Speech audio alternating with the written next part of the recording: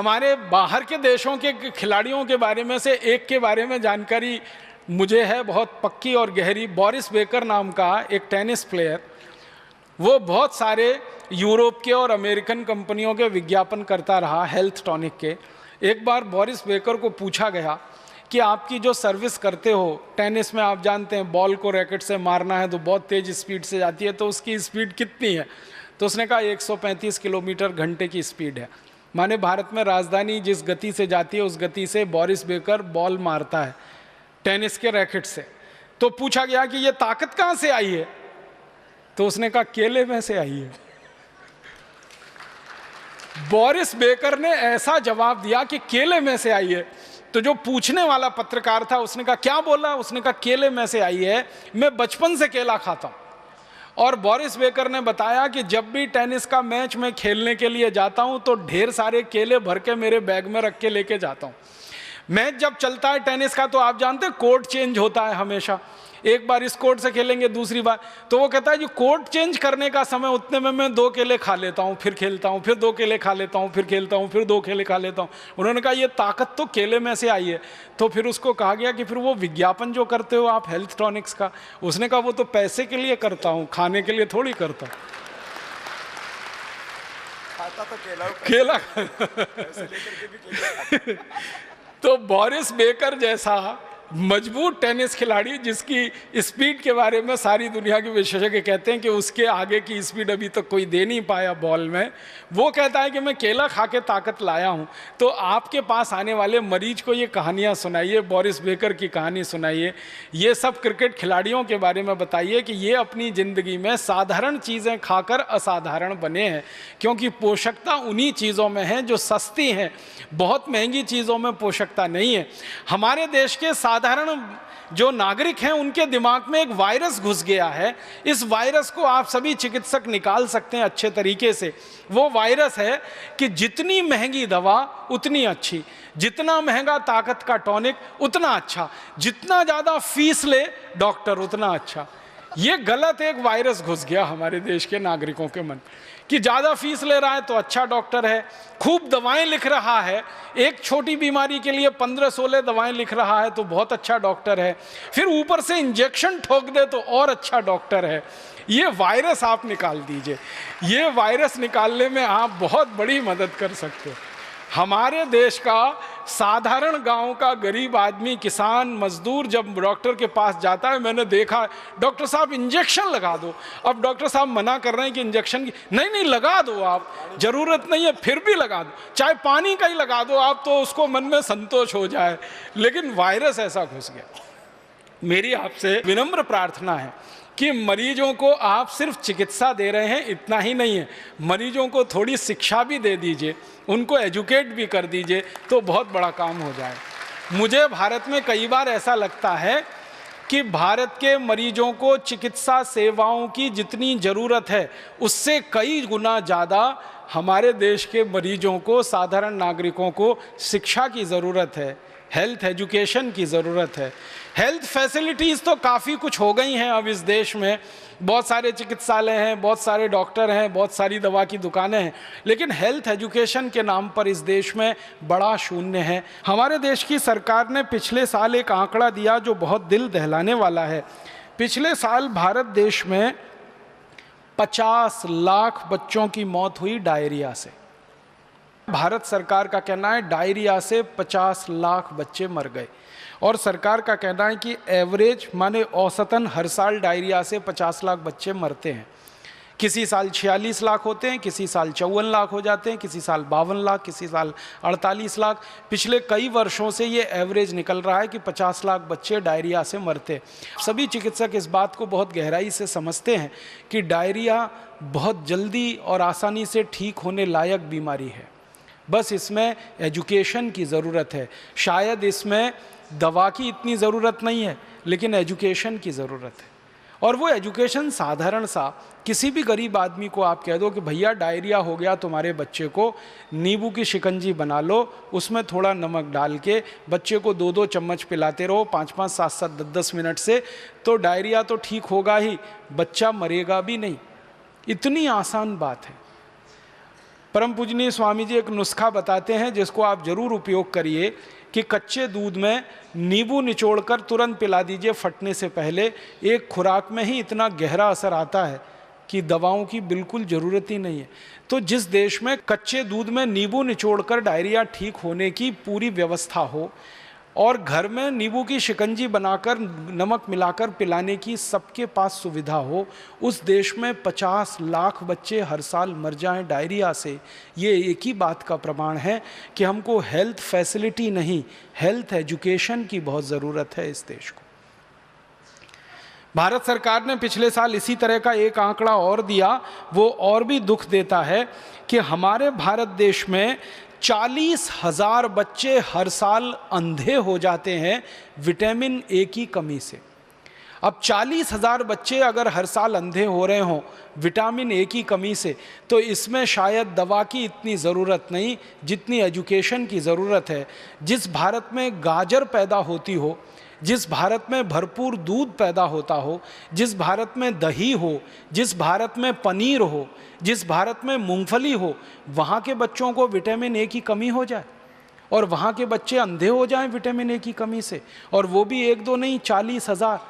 और इन आंकड़ों में ध्यान यही दीजिएगा कि सरकार के पास जो रिपोर्टेड केस हैं वो ये 40,000 बच्चों के अंधे होने के हैं प्रतिवर्ष के, या 50 लाख बच्चों के डायरिया के मरने के केसेस हैं, ये रिपोर्टेड केसेस हैं। अनरिपोर्टेड जिनकी दर्ज ही नहीं है कहीं कोई सूचना, वो और भी बड़े हो सकते हैं। तो ये 2 आंकड़े पढ़कर तो मेरा दिल दहल गया कि जब भरपूर गाजर पैदा हो रही है और विटामिन ए की हर चीज़ इस देश में मिलती है। बहुत सारे देश हैं दुनिया में जहां गाजर नहीं हो सकती, बहुत सारे देश हैं जहां मूंगफली नहीं हो सकती, बहुत सारे देश हैं जहां दूध नहीं है क्योंकि जानवर नहीं है, बहुत सारे देश हैं जहां मक्खन नहीं है, दही नहीं है, पनीर नहीं है क्योंकि उनके यहाँ जानवरों की संख्या नहीं है। वहाँ पर विटामिन ए की कमी से हज़ारों बच्चे अंधे हो जाएँ तो एक बार को समझ में आता है। भारत जैसे देश में जहाँ प्रचुर भंडार है, सस्ती कीमत पर विटामिन ए उपलब्ध है, वहाँ अगर हज़ारों बच्चे 40,000 अंधे हो जाएं तो ये बहुत दुख होता है, धक्का लगता है दिल को। आप इसमें बहुत बड़ी भूमिका निभा सकते हैं। इस तरह की जो समस्याएं हमारे देश में हैं इनमें बहुत बड़ी भूमिका निभा सकते हैं। विटामिन सी की कमी हो जाए हमारे भारत देश में, तो आप जानते हैं कि इस देश में विटामिन सी का बहुत बड़ा स्रोत है आंवला, आसानी से उपलब्ध है, 10, 12, 15 रुपए किलो में आसानी से उपलब्ध है। जब सीज़न आता है तब आप इसको इकट्ठा करके रख सकते हैं और इसको सालों साल इस्तेमाल कर सकते हैं। अपने पतंजलि योगपीठ की तरफ से तो आंवले के कई उत्पादन हैं, लेकिन लोग चाहें तो इसको अपने घर में ही तैयार करके हमेशा के लिए रख सकते हैं। इतना बड़ा स्रोत है विटामिन सी का। अब हमारे पास प्रकृति ने दिया, भगवान ने दिया, विटामिन ए के स्रोत हैं। विटामिन B12 की तो भारत में कभी कमी नहीं हो सकती क्योंकि यहाँ के लोग जितने तरह की सब्जियाँ खाते हैं, जितने तरह के फल, मौसमी फल खाते हैं, सवाल ही नहीं उठता कि हमको विटामिन B12 कभी कमी हो जाए। ऐसे हमारे देश में प्रकृति के द्वारा जो बहुत सारे समृद्ध पदार्थ हैं, सस्ते हैं, कीमत में आसानी से उपलब्ध हैं, हर जगह होते हैं। सबसे बड़ी बात है कि आंवला भारत में हर जगह आसानी से मिल जाता है, गाजर भारत में हर जगह आसानी से मिल जाती है, टमाटर हर जगह आसानी से मिल जाता है। तो क्यों नहीं हम इनका हमारे मरीजों में, हमारे देश के साधारण नागरिकों में प्रचलन बढ़ाएं, और इस प्रचलन को हमारे देश में जितना ज़्यादा आप बढ़ा देंगे हमारे मरीजों की फालतू दवाओं पर निर्भरता उतनी कम हो जाएगी।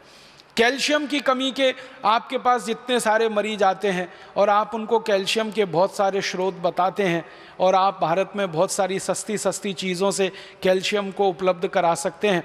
सबसे आसानी से कैल्शियम हमारे यहाँ उपलब्ध है चूने के पत्थर के रूप में, और चूने का पत्थर एक 50 पैसे का बाज़ार से ख़रीदो, पानी में डाल के उसको रखो तो इतना चूना बन जाता है कि साल, 2 साल, 5 साल, 10 साल हम बहुत आसानी से अपने कैल्शियम की पूरे परिवार की ज़रूरत कम कर सकते हैं।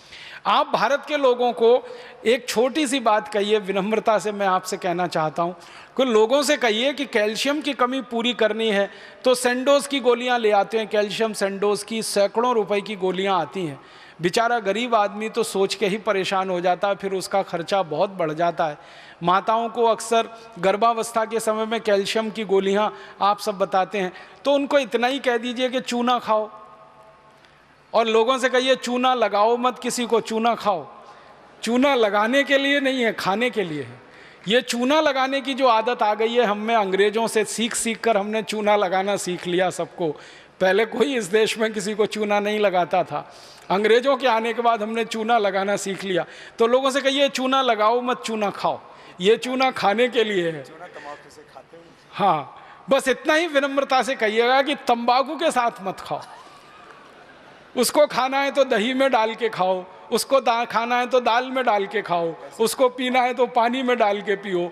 मामूली सी मात्रा जीरे के दाने के बराबर, गेहूं के दाने के बराबर दही में, नहीं तो दाल में, नहीं तो सब्जी में, नहीं तो पानी में आसानी से खाया जा सकता है। और बहुत बड़ा कैल्शियम का स्रोत है। भगवान ने इतना बड़ा कैल्शियम का स्रोत इस देश को दिया है, शायद ही किसी देश में होगा। वो चूने का पत्थर ही है जिससे हम सीमेंट बना रहे हैं, वो चूने का पत्थर ही है जो 20 तरह के उद्योग में जा रहा है। वो ही चूना हमारे मरीजों के कैल्शियम की पूर्ति में बहुत बड़ी भूमिका निभा सकता है। तो ये साधारण सी बातें आम आदमी के दिल दिमाग में बहुत जल्दी बैठ जाती हैं, लेकिन आप कहेंगे तो ज़्यादा अच्छे से। कोई दूसरा कहेगा ना तो कुतर्क करेगा, तुम क्या डॉक्टर हो, तुमको क्या मालूम है। लेकिन जब कोई डॉक्टर उसको कह रहा है तो बहुत गहराई से, एक तो परंपरा से आई हुई है बात, चूना उसके दादाजी खाते थे, दादाजी के दादाजी खाते थे, वो भी खाते थे, देखा है उसने। फिर आपने और जोड़ दिया उसमें कि ये कैल्शियम का सबसे बड़ा भंडार है, तो बात तो पक्की बैठ जाएगी उसके मन में। फिर वो अपनी जीवन शैली को इस तरह से बना लेगा कि सैंडोज की गोलियां खा खाकर करोड़ों रुपए एक विदेशी कंपनी को देना, क्योंकि आप जानते हैं सैंडोज जो है विदेशी कंपनी है, उसके करोड़ों रुपए का धंधा सिर्फ ये गोलियों का ही है। और ये धंधा हम भारतवासियों के अनजाने में, गैर जानकारी में हो रहा है। अगर ये जानकारी बढ़ जाए भारतवासियों की तो बहुत बड़ा काम आप सब मिलकर कर पाएंगे। तो मेरा एक ही विनम्र आपसे कहने का प्रयास है वो ये कि आप थोड़ा एजुकेशन, किसी भी पेशेंट को थोड़ी एजुकेशन दीजिए, थोड़ी शिक्षा दीजिए, सामान्य ज्ञान उसको बताते जाइए ताकि वो गंभीर बीमारियों से बचता रहे, अपने परिवार को भी बचाता रहे। बहुत दुख होता है कि भारत में 60 से 70% बीमारियां खराब पानी के कारण हैं, गंदे पानी के कारण हैं। अब मरीजों को और हमारे देश के सभी साधारण नागरिकों को ये बताया जा सकता है कि भाई पानी को ठीक करके पियो, उबाल करके पियो, छान करके पियो, इसकी गंदगी से आप इतनी बीमारियों से परेशान हो। डायरिया तो आप जानते हैं कि खराब पानी से ही होता है, हैजा तो आप जानते हैं खराब पानी का ही दुष्परिणाम है। आप तो जानते हैं लीवर की कई सारी बीमारियां बहुत सारे गंदे पानी के कारण, खराब पानी के कारण है। तो ये साधारण सी बातें हमारे मरीजों को ध्यान में आप लाते रहें और उनको थोड़ा एजुकेट करते रहें, शिक्षित करते रहें, तो बहुत बड़ा काम आप सब कर सकते हैं। मैं एक विषय पर और आपका ध्यान आकर्षित करूंगा, और भी गंभीर एक विषय है जो मुझे आपसे कहना है, और वो गंभीर विषय ये है कि हमारे देश की सरकार ने पिछले कुछ वर्षों से एक कानून में संशोधन किया है, और उस संशोधन के कारण हमारे देश में एक बहुत बड़ा खतरा पैदा हो गया। हमारे देश में एक कानून चलता रहा, इंडियन पेटेंट एक्ट। 1970 में मैं आपसे बता रहा था, श्रीमती इंदिरा गांधी ने एक बहुत अच्छा काम किया था इस देश में, एक कानून बनाया था इंडियन पेटेंट एक्ट। उस कानून में कुछ ऐसी धाराएं रखी गई थीं कि जैसे पेटेंट की जो व्यवस्था है, पेटेंट आप जानते हैं कानूनी अधिकार है किसी भी व्यक्ति का या कंपनी का किसी एक दवा के ऊपर, विशेष दवा के ऊपर। तो पेटेंट का कानून श्रीमती गांधी ने 1970 में बनाया। उसमें व्यवस्था ये की गई कि कोई भी दवा कंपनी भारत में अगर पेटेंट के लिए एप्लीकेशन फाइल करेगी या पेटेंट मांगेगी तो किसी भी दवा को प्रोडक्ट के रूप में पेटेंट नहीं दिया जाएगा, सिर्फ उस दवा के प्रोसेस पर पेटेंट दिया जाएगा।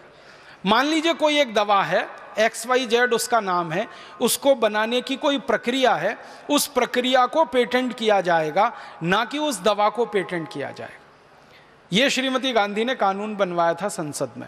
बहुत बहस हुई थी इस कानून पर, लेकिन संसद ने इसको पास किया था। इस कानून में और एक धारा जोड़ी गई थी कि जिस व्यक्ति को या कंपनी को पेटेंट दिया जाएगा वो प्रोसेस का होगा, प्रक्रिया का होगा, और अधिकतम 5 से 7 वर्ष का होगा। 7 वर्ष के बाद वो पेटेंट अपने आप खत्म हो जाएगा और फिर उस प्रक्रिया में किसी को भी बनाने का अधिकार होगा। फिर उसमें एक तीसरी व्यवस्था ये की गई थी कि जिस व्यक्ति ने या कंपनी ने पेटेंट लिया, वो कंपनी अगर पेटेंट लेने के 2 साल के अंदर अपनी दवा का उत्पादन नहीं करेगी तो उसका पेटेंट रद्द कर दिया जाएगा, किसी दूसरे को दे दिया जाएगा। फिर उसमें एक चौथी व्यवस्था थी, वो ये कि जब भी किसी कंपनी या व्यक्ति को पेटेंट मिलेगा किसी भी एक दवा पर, उस दवा को वो बाहर से आयात करके नहीं ला सकेंगे, उसका भारत देश में ही उत्पादन करना पड़ेगा, नहीं तो पेटेंट उनका खत्म कर दिया जाएगा। फिर उसमें और एक व्यवस्था की गई थी जो बहुत बढ़िया रही इस देश में, कि भारत में दो तरह की चीज़ें हैं, दुनिया में हैं, एक होती है डिस्कवरी, एक होता है इन्वेंशन। तो जो डिस्कवरीज हैं उनको कभी पेटेंट नहीं दिया जाएगा और इन्वेंशंस को पेटेंट दिए जाएंगे। तो डिस्कवरीज को पेटेंटेबिलिटी के बाहर रखा गया और इन्वेंशंस जो हैं, आविष्कार, उनको ही पेटेंट प्रदान किए जाएंगे। ऐसा करके एक बहुत बढ़िया कानून बना था 1970 में। आपके मन में एक सवाल आएगा कि 1970 में ये कानून बना था, इसके पहले क्या था? 1970 से पहले भारत में अंग्रेजों का बनाया हुआ पेटेंट कानून चल रहा था। अंग्रेजों ने भारत में शासन किया था, राज किया था, तो उन्होंने भारत में एक पेटेंट का कानून बनाया था। सबसे पहले 1856 में बनाया था, उसका नाम था Indian patent and design act 1856 में। उस कानून को अंग्रेजों ने 1911 में आकर थोड़ा संशोधित किया था और फिर दोबारा से बनाया था। उस कानून के आधार पर भारत में 1970 तक सारी व्यवस्थाएं चल रही थी। 1970 में श्रीमती गांधी ने यह कहा कि ये कानून अंग्रेजों के ज़माने का बनाया हुआ, हमको बदल करना चाहिए था 1947 में ही, लेकिन हम नहीं कर पाए, लिहाजा अब हम इस कानून को बदलेंगे। श्रीमती इंदिरा गांधी जब प्रधानमंत्री बनी थी इस देश में 1967 में, तो उन्होंने संसद में सबसे पहला ऐलान किया था कि मेरी प्राथमिकता में कुछ ऐसे काम हैं जिनको मैं करना चाहूँगी। उसमें से एक काम है कि अंग्रेजों के ज़माने के बनाए गए कुछ कानून को मैं रद्द करना चाहती हूँ। उसमें से सबसे पहला कानून इंडियन पेटेंट एक्ट 1911 वाला। तो 1911 के पेटेंट एक्ट को श्रीमती गांधी ने ख़त्म किया था, क्योंकि 1911 के पेटेंट एक्ट में प्रोडक्ट के पेटेंट की व्यवस्था थी, प्रोसेस के भी पेटेंट की व्यवस्था थी। दूसरा, 1911 के पेटेंट एक्ट में पेटेंट जो होता था वो कम से कम 20 साल के लिए होता था। माने किसी दवा पर किसी कंपनी को पेटेंट अगर मिल गया तो 1970 के पहले वो कंपनी 20 साल तक अकेली दवा बनाती थी उसको और बाजार में बेचती थी। मोनोपोली पूरी तरह से उस कंपनी की होती थी। 20 साल तक दूसरी कोई कंपनी उस दवा को नहीं बना सकती थी। 1911 के पेटेंट एक्ट में ये प्रावधान था कि अगर किसी ने भारत में पेटेंट ले लिया, फिर उस दवा को वो भारत में ना बनाए तो उसको मजबूर नहीं किया जा सकता, वो दवा को बाहर से भी इंपोर्ट करके ला सकते थे। माने सारे उल्टे प्रावधान थे 1911 के पेटेंट एक्ट में। श्रीमती गांधी ने वो सब रद्द कर दिए और एक भारतीय तरीके का, भारत की ज़रूरत का पेटेंट कानून बनाया। और इसी पेटेंट कानून के बदौलत भारत देश में दवाओं का और चिकित्सा क्षेत्र का इतना विकास हुआ जो आज हमारी आंखों के सामने है। अब एक गंभीर परिस्थिति आई है देश के सामने। अब वो परिस्थिति आई है कि बाहर के देशों से आने वाली विदेशी कंपनियों ने 1970 का पेटेंट एक्ट बदलवा लिया है और भारत की सरकार ने विदेशी कंपनियों के दबाव में आकर एक नया पेटेंट कानून इस देश में लागू करा दिया है। जो नया पेटेंट कानून इस देश में लागू हुआ है उसमें वो सारे प्रावधान हैं जो अंग्रेजों के ज़माने वाले पेटेंट कानून में होते थे। जैसे नया पेटेंट एक्ट आया है उसमें यह है कि किसी भी डिस्कवरी को और किसी भी इन्वेंशन को भारत में पेटेंट दिया जाएगा। दूसरा, उसका प्रावधान यह है कि पेटेंट की अवधि 20 साल के लिए होगी। तीसरा प्रावधान यह है कि किसी भी दवा के प्रोडक्ट को भी पेटेंट किया जा सकेगा, प्रोसेस को भी पेटेंट किया जा सकेगा। चौथा प्रावधान ये है कि भारत के बाहर की कोई कंपनी अगर लाइसेंस लेती है भारत में दवा उत्पादन का और उसको किसी दवा पर पेटेंट हासिल है, तो जरूरी नहीं है कि वो कंपनी उस दवा का भारत में उत्पादन करे, वो विदेशों से भी आयात करके उस दवा को भारत में ला सकती है और इस देश में बेच सकती है। माने सारे के सारे अंग्रेजों के ज़माने वाले कानून के प्रावधान अभी के कानून में आ गए हैं जो इस समय देश में चल रहा है। इसने हमारे देश की व्यवस्था को बदलना शुरू किया है और व्यवस्था को ऐसा बना दिया है कि जो दवाएं पहले बाजार में सस्ती कीमत पर आसानी से उपलब्ध थी वो अब इस पेटेंट कानून के बाद विदेशी कंपनियों की मोनोपोली में चली गई हैं वो दवाएं, और कंपनियों ने रातों रात उनके दाम बढ़ा दिए हैं और बेतहाशा कीमतें बढ़ा दी। मैं आपको उदाहरण देके बताना चाहता हूँ, कैंसर का इलाज करने के लिए जो दवाएं भारत के बाज़ार में उपलब्ध हैं वो थोड़े दिन पहले तक भारतीय पेटेंट कानून से संचालित थी, 1970 वाले से। अब सरकार ने वो 1970 वाला कानून बदल दिया। अब वो दवाएं संचालित हैं नए कानून से, जो पूरी तरह से अंग्रेजियत वाला है।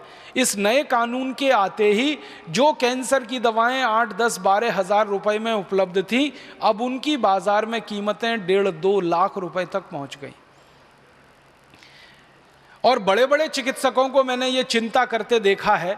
वो ये कहते हैं कि पहले जो दवाएं 8-10 हज़ार में आसानी से उपलब्ध हो जाती थी कैंसर के इलाज में, अब उन्हीं दवाओं के लिए लाख, 1.5 लाख, 2 लाख रुपए तक एक आम आदमी को खर्च करने पड़ रहे हैं, क्योंकि वो दवाएं बनाने का अधिकार और बेचने का अधिकार कुछ कंपनियों के हाथ में केंद्रित हो गया है। सब कंपनियां उन दवाओं को नहीं बना सकती और नहीं बेच सकती, क्योंकि पेटेंट नहीं।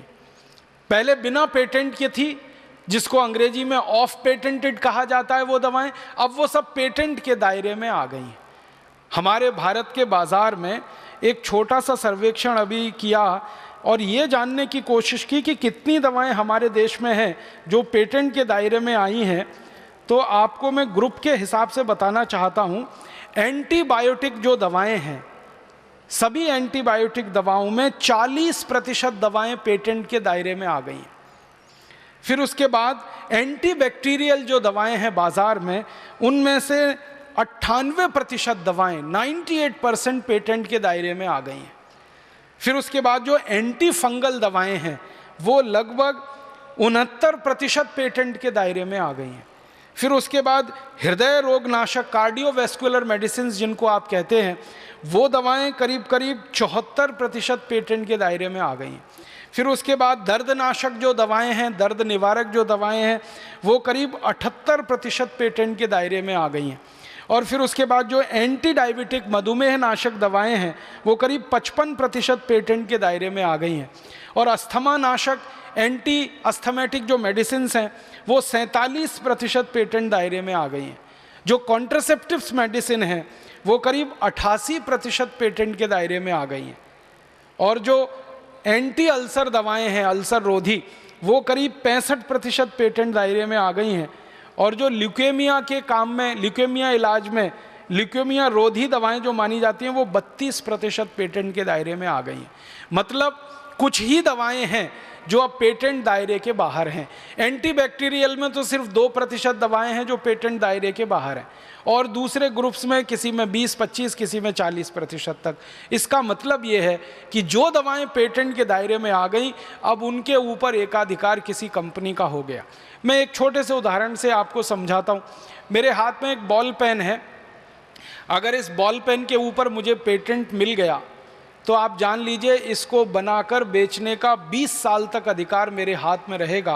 कोई भी दूसरा इस बॉल पेन को ना बना सकेगा ना बेच सकेगा।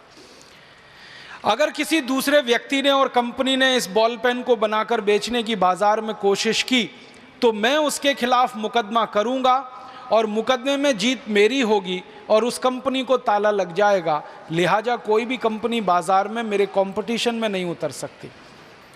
एक तरफ सारी दुनिया में ये शोर किया जा रहा है कि ग्लोबलाइजेशन करो ताकि कंपटीशन बढ़े, ग्लोबलाइजेशन करो, लिबरलाइजेशन करो ताकि प्रतियोगिता बढ़े, कंपटीशन बढ़े। दूसरी तरफ पेटेंट की व्यवस्थाओं के माध्यम से एकाधिकार करने की कोशिश और साजिश इस देश में शुरू हो गई। और ये पेटेंट की व्यवस्थाओं में सबसे खराब एक नियम है, वो ये फर्स्ट कम फर्स्ट गेट। माने जिसका पेटेंट एप्लीकेशन पहले आएगा पेटेंट उसी को दिया जाएगा, चाहे उसको ज़रूरत हो या उसको ज़रूरत ना हो। उसका पेटेंट क्लेम बिल्कुल निर्दोष हो या नहीं हो, लेकिन एप्लीकेशन पहले दिया है तो उसी का होगा। मान लीजिए मैंने भारत के पेटेंट रजिस्ट्रार के कार्यालय में एक दाखिल किया एप्लीकेशन किसी पेटेंट के लिए, और मुझसे 1 घंटे पहले किसी और कंपनी ने दाखिल कर दिया वही पेटेंट, तो मुझे नहीं मिलेगा, उस कंपनी को मिलेगा, भले ही मेरा क्लेम कितना भी जेन्युइन हो। ऐसी स्थिति में भारत के बाजार में अब विदेशी कंपनियों का धीरे धीरे एकाधिकार बढ़ गया है और इन्होंने सबसे बड़ा काम जो किया है इस देश में, दवाओं के दाम अंधाधुंध बढ़ा दी। और इन कंपनियों का आखिरी उद्देश्य क्या है? पेटेंट हासिल करके एकाधिकार 20 साल के लिए अपने हाथ में रखना।